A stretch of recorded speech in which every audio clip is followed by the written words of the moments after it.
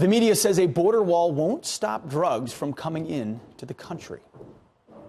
So the fact is, the majority of hard drugs seized by Customs and Border Protection come through ports of entry. A wall would not stop that. The president says a wall will stop the drugs, the heroin, the fentanyl, the other opioids. Most of the drugs, his own government says, come in through legal points of entry, where there's commerce, where there's crossing. A wall will not block the legal points of entry. But the point is that most of it is coming in deep concealment through legal ports of entry. A wall would do nothing about any of that if that's how it's coming in. So is that true? Let's ask John Walters, former drug czar under George W. Bush and the COO of the Hudson Institute. John, thanks for being here this morning. So the critique is you can close the border with walls, but the drugs are still going to come in through legal ports of entry. Your response? Well, it's kind of a stupid analysis if you think about what's really going on. The problem is we have 2,000 miles of border, and we have too many people on guard duty and not enough people screening at the ports of entry. Yes, those are the entries, but we have to guard all this space between. The wall is a fixed barrier that channels the flow into fixed and controlled areas where you can screen and analyze what's happening and stop the drugs. It's kind of silly. It's kind of, I guess, it's politically inspired stupidity.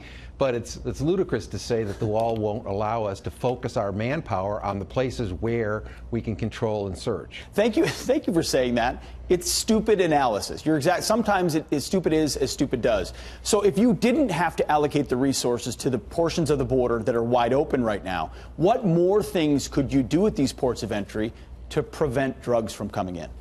Well, first you want to kind of have more people to do analysis of what kinds of methods are being used, about the networks, the communication of networks. So intelligence, yeah. Yeah, and then you want to screen. You need to do more intense screening, and you need to be able to kind of pull things into secondary. You need to lengthen the screening area. We have laws that allow us to go back into the country and stop trucks and so forth, even after the port of entry, but you want to stop these at the port of entry. I mean, the other big stupid lie here is that there isn't a crisis. I mean, since the beginning of the Obama administration alone, hundreds of thousands of people have died of overdoses. This is a historic carnage, 70,000 in 2017, more than all the deaths in the Vietnam War. For people to, I mean, people wonder why some Americans are angry.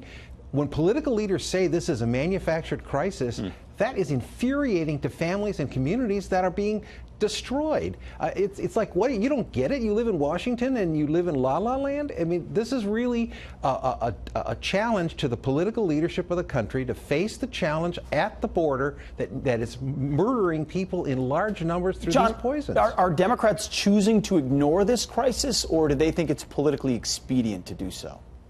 I think the politics over this have now eclipsed the responsibilities of elected leaders. And I also think that there has been a failure to come to grips with this. The Obama administration started this. He didn't want to focus on the border. He didn't want to focus on drug enforcement. And we have the largest loss of life from drug overdoses. And that doesn't even cover the people who are being addicted in the tens of thousands. Sure. And he let this get out of control. Then he's legalizing marijuana. We have a new book out by Alex Berenson talking about the link between crime and addiction and violence and serious mental illness.